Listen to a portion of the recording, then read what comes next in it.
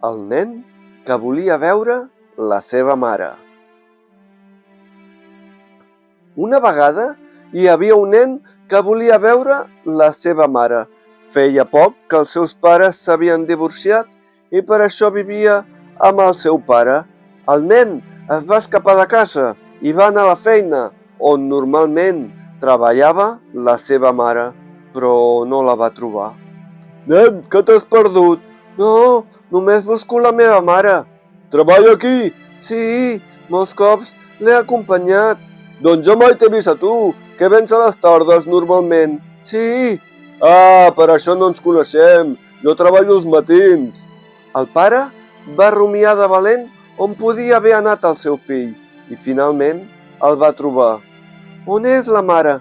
Fill, et vaig enganyar per no fer-te patir. No ens vam divorciar. La mare va anar al cel.